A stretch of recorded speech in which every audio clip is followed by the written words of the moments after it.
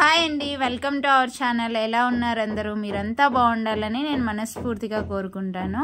ఈరోజు నేను పైనాపిల్ గురించి చెప్తాను ఈ వీడియోలో. వీడియో స్కిప్ చేయకుండా చివరి వరకు చూడండి. పైనాపిల్ అనాసపండు అంటారు కదా. ఈ పైనాపిల్ తినడానికి తీయగా పుల్లగా చాలా టేస్టీగా ఉంటుందన్నమాట. అయితే ఇది ఆరోగ్యానికి చాలా మంచిది. ఎందుకంటే ఇందులో చాలా విటమిన్స్, చాలా మినరల్స్, యాంటీ ఆక్సిడెంట్స్ ఎక్కువ ఉంటాయి కాబట్టి మన ఆరోగ్యానికి చాలా మంచిదే. కానీ ఈ పైనాపిల్ కొందరు తినకూడదన్నమాట. అంటే అస్సలు తినకూడదని కాదు, కొంచెం తినొచ్చు.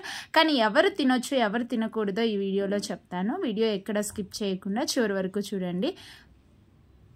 చూడండి, పైనాపిల్ ఎంత బాగుంది కదా. ఇలా పువ్వులాగా పైన లీవ్స్ పైన ఇలా ఉన్నా సరే లోపల చాలా స్వీట్గా, కొంచెం పుల్లగా, తీయగా చాలా బాగుంటుంది అనమాట.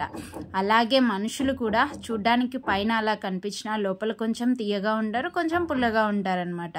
మనం అడ్జస్ట్ చేసుకోవాలి అంతే.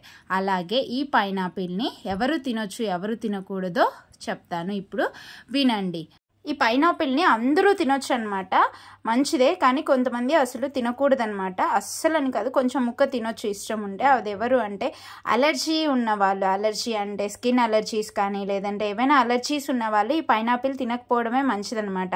ఎందుకంటే ఆ అలర్జీ ఇంకొంచెం ఎక్కువ అవుతుంది స్కిన్ అలర్జీస్ ఉన్న వాళ్ళు తింటే. అలాగే కిడ్నీ ప్రాబ్లమ్స్ ఉన్న వాళ్ళు ఎవరైనా సరే కొంచెం తక్కువ తీసుకుంటే మంచిదన్నమాట.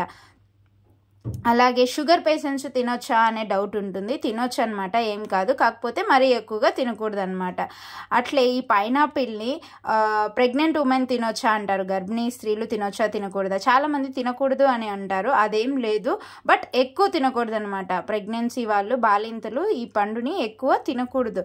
లైట్గా తీసుకుంటే మంచిదే, ఏం కాదు. అలా అని మరి కాయ మొత్తం కాదు, ఒక చిన్న పీస్ లేదంటే ఒక చిన్న ముక్క తింటే ఆరోగ్యానికి మంచిదే. కానీ ఎటువంటి చెడు ఉండదన్నమాట. బట్ ఈ ప్రాబ్లమ్స్ ఉన్న వాళ్ళు తినకూడదు. కిడ్నీ ప్రాబ్లమ్స్, అలాగే స్కిన్ అలర్జీస్ ఉన్న వాళ్ళు, అలాగే బాలింతలు, అలాగే ప్రెగ్నెంట్ ఉమెన్స్ తినకూడదు అనమాట, అంతే. సో ఈ వీడియో నచ్చినట్లయితే మీకు లైక్ చేయండి, షేర్ చేయండి. మన ఛానల్ని ఫస్ట్ టైం చూస్తుంటే సబ్స్క్రైబ్ చేసుకోండి. Thank you.